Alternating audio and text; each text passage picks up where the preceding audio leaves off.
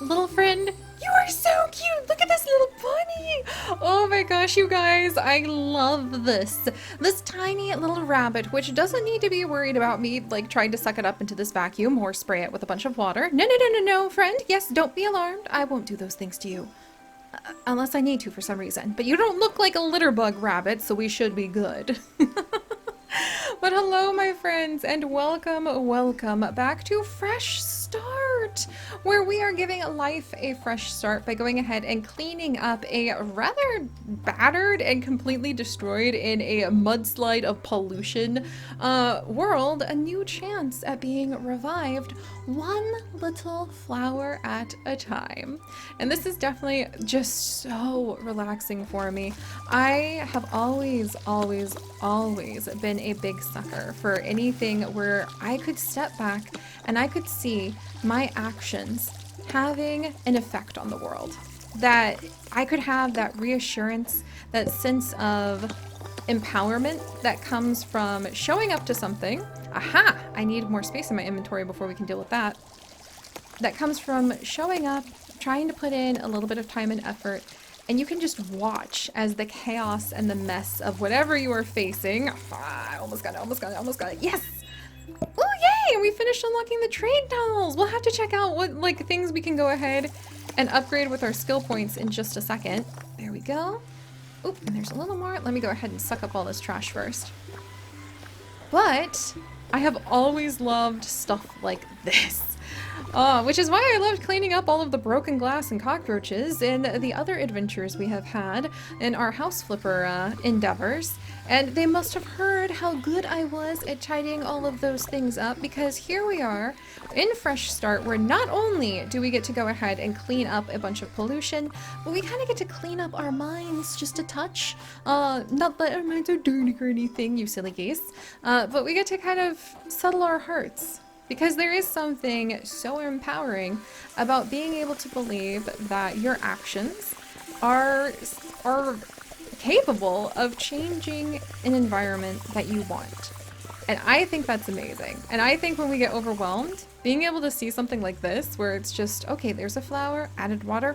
Oh my gosh, now it's blooming. Oh, hey, maybe I can do this. It's just so empowering to believe that you really, oh, little bunny, that you really can make a difference in the world. And it's also so exciting because, yeah, it's kind of amazing to see the unexpected benefits for when you really start putting effort into something. Instead of being frozen with indecision or frozen because it just seems like too much of a mess to handle. Look at this. We've taken care of this little world, and I didn't even know this bunny or wherever they are, the adorable little birds would show up, but they have, because we've been taking things one step at a time. Also, I want more of these experience points because there's so many more things we can do. Alright, so now that my little, hopefully inspirational yammering speech is over, and it's time to go ahead and get serious, pun fully intended, by going ahead and upgrading our pack and seeing what else we can do. How are you guys doing today? I actually really love seeing that. I really love being able to look into our comments and to be able to see what things are you guys currently working on that you want to have like a little bit of a before and after for. Also, let's see, Power Hoover, that can have more power, sucking in trash faster and from greater distances, a bigger backpack, the auto hoover, so it can go ahead and collect everything in a small radius. Okay, we don't have enough upgrade points. I mean, we could go faster. That might be pretty convenient. We almost have enough points to go faster and suck stuff up more, so let's go faster. Ooh, yay! All right, now we're really sprinting. And then let's go ahead and fix. I think there's something we need to actually fix over here with the little bunny. All right. Because we needed this console part, I think. Oh, no, never mind. We didn't need that there. We needed something else. Well, now I'm in a little bit of a pickle because I actually don't have space in my inventory anymore. Huh. Looks like we needed that upgrade sooner than I thought. Oh, there we go. Alright, so much for being able to like upgrade the vacuum, but I needed to be able to get rid of this trash. Alright. But yeah, I would love to know some of your guys' projects so that I can cheer you on as we work our way through the world of Fresh Start. And yes! Okay, wait, that's just another console part, not what I actually needed.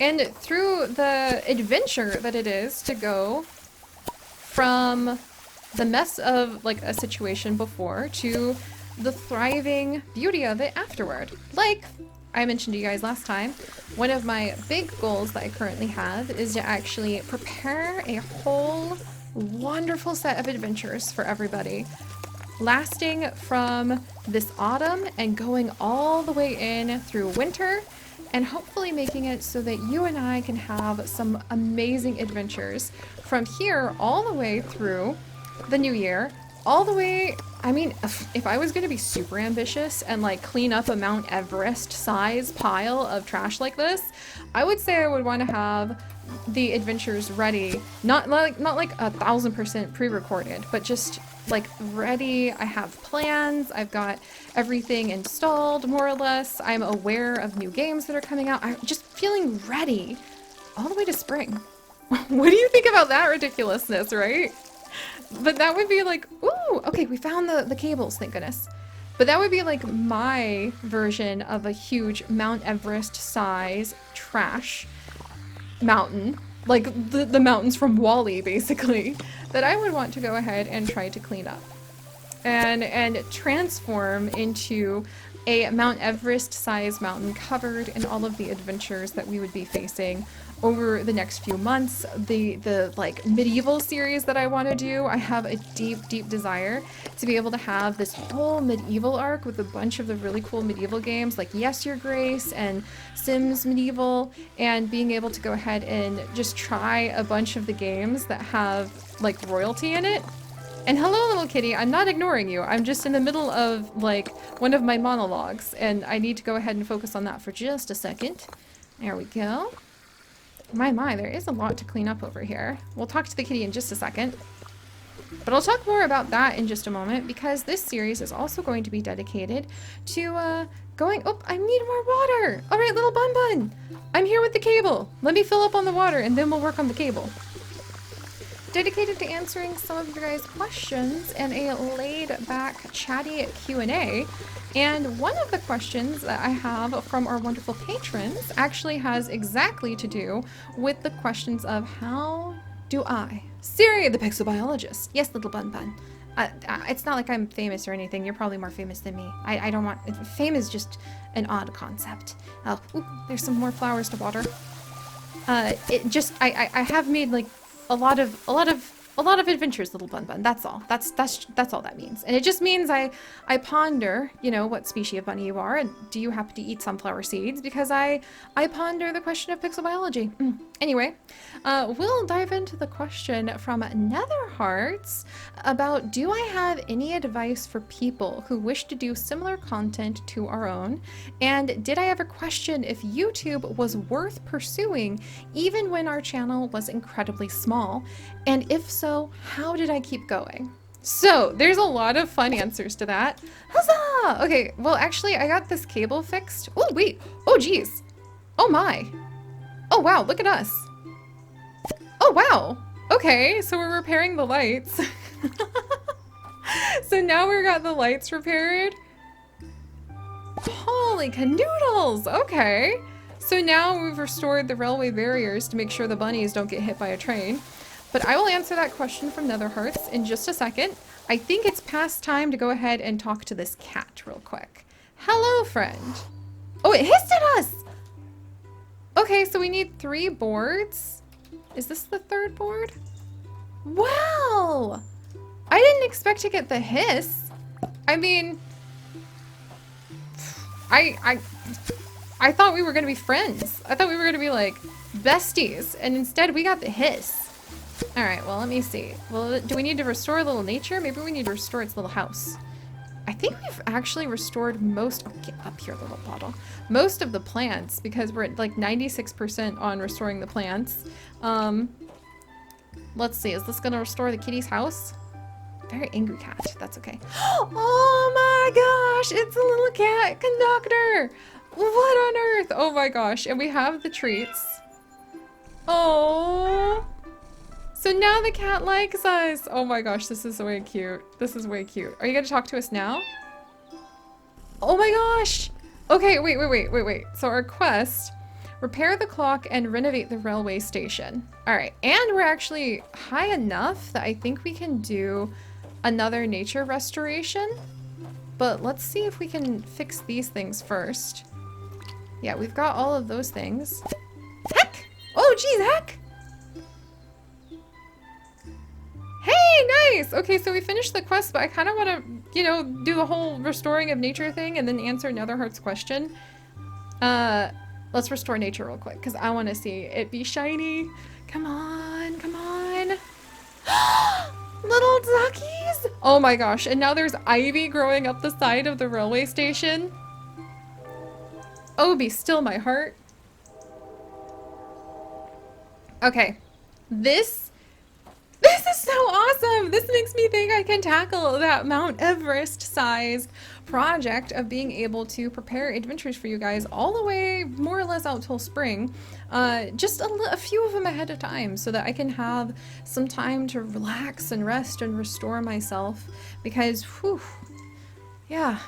To answer your question, Netherhearts, like we're gonna go into that in a lot of stages, but one of my bits of advice for anybody facing a huge project like the accomplishment that we have built out of our channel is to be able to do what it takes to keep your energy, motivation, hope, and excitement up for the marathon. Or not the marathon. For the marathon, not for the sprint. Because we have been here for over 10 years now, my friends, or actually up on 10 years. And being able to find things that make us really happy and fill us with pride has been an important progress of all of that up to here. But let's see, I'll mention that to you guys more in just a second. For now, I'm kind of curious. Renovate the railway station. I wish I could find the last plants. Oh, okay. I also don't want to get like run over by this thing. I think we've tidied everything up. Are we going on a... Okay. We're going on an adventure. Here we... What? We're traveling to different countries? Okay, that I didn't expect. And there's gonna be a sad whale? Oh no. Okay. Okay. Well, let's see. Dear friend, they've polluted the whole area, blocked our geysers, and trapped the whales. These problems really become overwhelming. Please help us in restoring this area to its former glory. We hope that everything will be okay. Oh my gosh. All right, so apparently... Oh, the whales! Hello, friends! Hang on, we're gonna help you guys out. What the ever loving heck? There's gonna be a lot to tackle here. Let's put the quest away, because... I mean, obviously, the stuff right in front of us is enough to give us a hint of what we need to start tackling. Let's see if we can afford power hoover. I think we're gonna hold off and try to get the power stream 2 next. Phew. Yeah, this would seem a little overwhelming for sure. Oh, what the heck is that nasty stuff? Get that away from my whale. Oh my gosh, I can't crawl across here. Oh my goodness. Okay, I'm gonna have to figure out how we can get over to the whales. Do I need to get on this? Let me over there. There's toxic gunk near our whales. That is not supposed to happen. But overwhelming is actually the perfect pun to be able to start answering your question, Netherhearts, on advice for people who do content similar to mine, or even if you don't do content similar to mine. And by content, the word content has always been so interesting to me, because to me, ooh, look at these cute little things. To me, I'm going on adventures, and that's what it feels like in my mind, because content sounds like I'm, I don't know, maybe trying to work in a retail store or something interesting like that. And actually, the way I see what we do is we go on adventures. And I think for some people, if they see what they do as being, I create an episode or I create a series that focuses on helping people figure out the best ways to go ahead and make their bearded dragon super happy in enclosures, I think those are all super valid. So however you want to approach mentally thinking about your projects, if you want it to be content, go for it. But if content feels like an alien concept to you, or just like, the emotional connection I have with my work doesn't feel like content. It feels like telling a story, or it feels like helping people, or it feels like showing off and featuring how beautiful the area I live in camping vlogs with my dog. Then emotionally call it that instead of content. Also, watch out for people who like kind of rub their hands together and give you advice about how they could improve your content in SEO for the low price of just giving them half your money for being a network. So avoid those guys. I don't think there's as many as there used to be. But overwhelming is probably a good way to think about picking up a project that becomes something as big as what we have right now with our channel.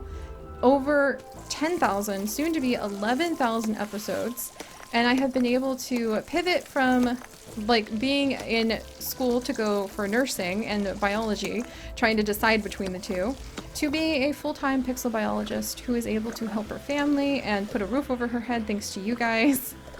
And if you start from looking like at that goal, I could totally see how it would just be completely overwhelming.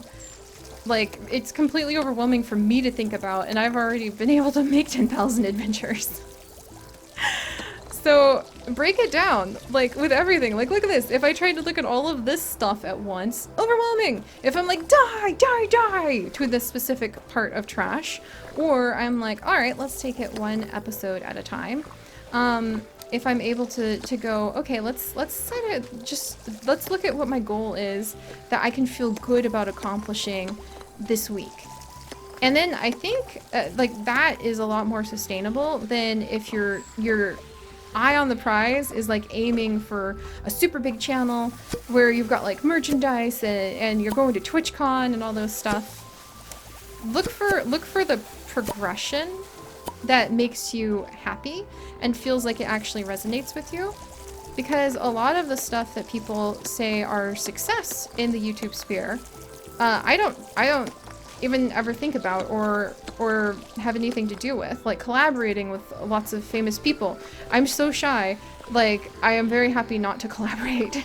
I am so shy, and that is so just not part of my wheelhouse of things that I want to do. That I don't consider that to be part of my definition of success on YouTube. And that's probably my biggest advice that I could offer. Like, find your own definition of what you want the success to be. And just, like, if the honest answer is, I want to get a ton of views and a ton of money, then just be able to be honest about that, so that when you're evaluating your analytics and you're evaluating your metrics, you can figure out if you're on the right path for yourself. And for me, all of those things have really been secondary to, I just want to share my adventures. I don't know where my adventures are going to take me. And that's why I set silly goals like, yeah, let's just try to get, like, you know, to 10,000 videos. Then we got there, and I realized it really was more about the joy of the journey rather than reaching the actual goal of getting to 10,000 videos. And so then I was like, alright, that was actually pretty awesome. Probably should have celebrated that a bit more in hindsight, because it is a big accomplishment. But it was surprising because I realized, oh, I didn't really care about that version of success I told myself would be successful, reaching 10,000 videos. What I cared about was how much fun I had along the way and how many people I would be able to inspire and help on the way there. So I also cared about having a roof over my head, enough to have a roof over my head and food in my fridge, and be able to buy whatever fruit I wanted at the grocery store. Like, those are my standards of what success looked like to me. And that there were also different levels of that. There was success that was really easy to accomplish, and there was success that was a little bit more nuanced and complicated. And I'm really glad that, oh, look at this, we're gonna clean all this up. Oh my gosh, look at how much we've done. Just one messy pile at a time. Oh, I'm so happy about that. Also, oh my gosh, we have so much stuff. Wow, that's so cool. That, like, getting that behind the scenes pocket recycler definitely helped. And I realized, like, a lot of that just sounded kind of maybe high level compared to the more like, no, Siri, I actually want like a concrete answer to what are the practical steps I should take to make content similar to yours if my channel is small and I want to see it grow.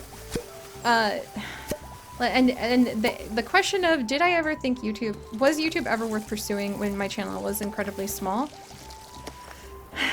The trick and the frustrating part with all of this, and I'm gonna be honest, is that how to be able to be noticed on YouTube changes every few months because it is being led by an AI system. Yay, and look at this. Oh wow, look at this. I didn't know there was gonna be like this little hot spring right here. That's delightful. But the practical answer is that YouTube's search engine being able to show up in people's searches is the best thing that you could do to get people to come and visit your channel. Keeping people there by trying to make sure that you have a good microphone, which is very, very important. Like, these are just the practicalities I will admit to. And that you've got, you don't need the fanciest graphics, but just that people can feel comfortable and their eyes don't hurt while they're watching, and that you sound just happy. I think that, I honestly think if you sound happy, people gravitate to that because the world can be a really unhappy place, and I think that people who just sound happy, like they're having a good time, like they could be kind to you, like that's what I look for when I need to have something to cheer me up. And I think that's like my other big tip is when I was first creating my adventures and thought about like, oh wait, maybe I want to start thinking more specifically about like what kind of personality I wanted people to pick up on. The answer for me was the kind of personality I wish someone could be for me, which was just kind and happy and in love with all of the plants and animals and nature and little details. I think we just uncovered a geyser, by the way. I think, can I actually open this thing and like free a geyser? Oh my word, we're gonna be able to do some fun things. So being able to figure out like what do you want people to come to your channel for? And like, I don't mean like, don't think about the views or anything like that, because you can't really control that unless you are picked up by like the YouTube search algorithm. So think about how to show up in searches, and the way I do that is I decide not to stress about like, oh no, did I pick the right terms for like the 6 months that the AI system is going to say, oh, these are the search results and the words you need to use to be in the search results. I ignore all that and I try to conquer everything through quantity, which is why we have so many episodes. I call it the wide net system, where I'm casting a wide net by having literally thousands of videos, and it leaves a little trail so that people find us, but not often a whole bunch of people at once because we went viral. And for some people that strategy might work great, and for other people that strategy might feel way too overwhelming to make so many videos. You may not have the time, you may not have the inclination, that may not be how you engage creatively with the world. For me, the quantity of videos is how I engage creatively in the world, because I love going on so many adventures. I'm so curious. I want to see what's going to happen here. I want to see what's going to happen there. So it works for me. But if it doesn't work for you, then yeah, just do the research to figure out A, how can you show up in people's searches, and B, how can you make them happy to be there? That doesn't mean you have to be like the super friendly, nice, happy personality. Some of the people I love watching the most are really sarcastic Rimworld streamers who are like ripping into the viewers the whole time you're watching. But if those are things you can control. Well, not so much the search results. You can at least give that a thought so you don't get too frustrated. And you can just be aware that like it's not you if you're not being recognized and you personally think your content's pretty good. It's probably the search results, and maybe just to give a little bit of thought on what you might be able to do to stand out to them. But most of all, like, control the things you can control. And unfortunately, that's not the number of views you get. That's not That's not how much money like you make on your AdSense. But the things that you can control are how you show up, how you manage your energy and motivation, if it's worth it to you to keep going. And to answer the question of how I felt YouTube was worth pursuing, even when my channel was incredibly small, and what made me keep going, is that I would do this even if I didn't make a penny. And that sounds dramatic. Like, I wouldn't do as many episodes because I would be tired from working other jobs. But I would be here. I had my therapist actually ask me a couple weeks ago. She was like, well, if you never had to worry about money again, would you still do YouTube? And I looked at her and I said, yes, of course. I love my stories. The times that I feel most alive are when I'm with my husband or I'm telling stories and going on adventures here with all of you. So for me, it was totally worth it even when we were small, because being small or big or growing, those things didn't drive me to stay. What drove me to stay was just my love of storytelling, and that I love it so much that I just want to share it with everybody. But that's not to say, oh, if you burn out, if you get frustrated, people aren't watching you, that, oh, you just didn't love it enough, you just weren't committed enough to the craft. No.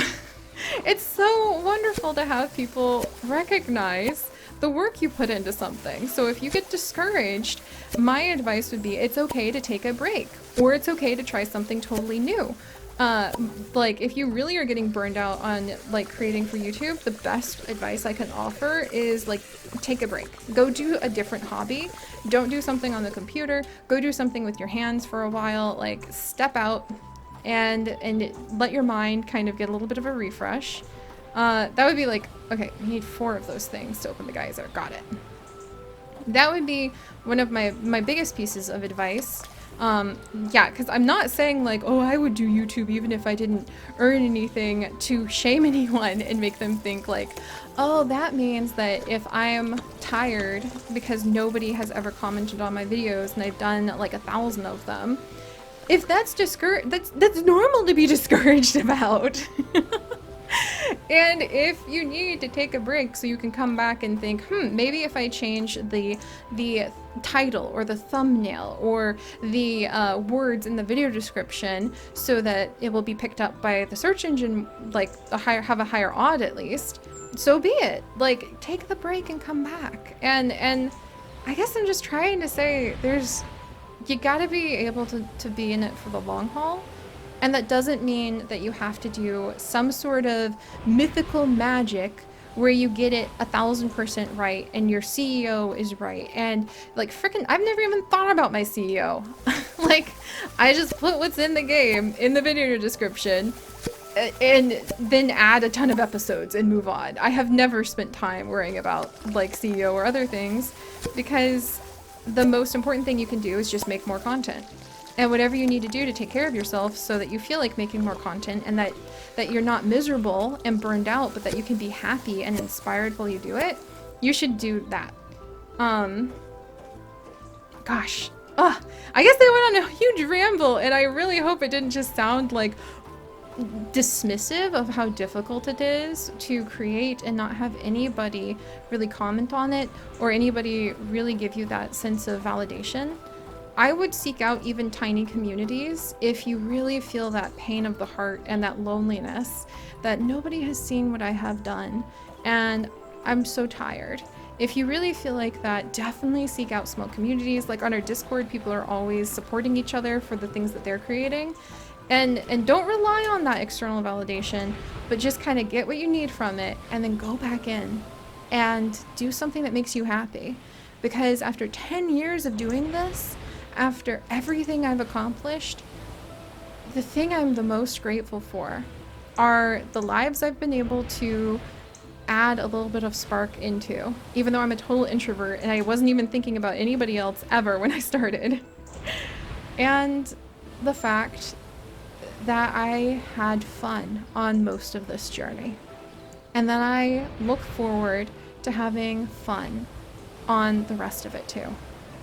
Because at the end of the day, The numbers are not going to matter. What's going to matter is if I lived my life in a way where I was able to be happy. And destroying myself worrying about SEO, destroying myself doing something that makes me feel discouraged and does not seem to have a path to growth or recognition, that's not part of living a journey that is like a rich life. So don't destroy yourself for it, but pursue it.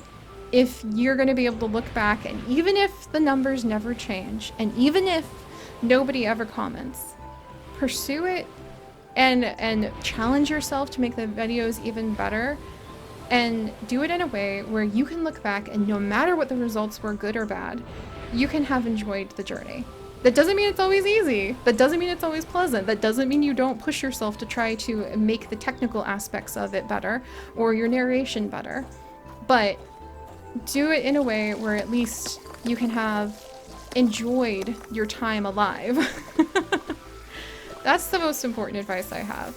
And I think if you nurture and nourish that, you're gonna find that everything else, whatever happens, like you may not end up becoming a big YouTuber, but maybe like you do. But whatever happens, if you're living that way, you're gonna find that you're happy with the results. And the results won't have anything to do with the numbers, I promise you. Alright, well, I rambled way longer than I thought about this Nether Hearts. I only answered one question as a result, just because it's such a serious one. But let's restore a little bit of nature. And then, if you guys would like— oh my gosh, there's puffins!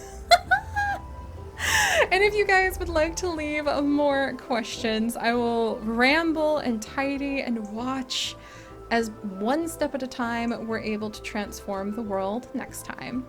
So, I'll see you guys there! Oh my gosh, I'm standing with puffins! This is the best! Yeah, you never know where the journey might take you. And rather than obsessing about the outcome, it's wonderful just to be able to focus on going one step at a time and just seeing what happens. So I'll see you guys next time. Bye-bye!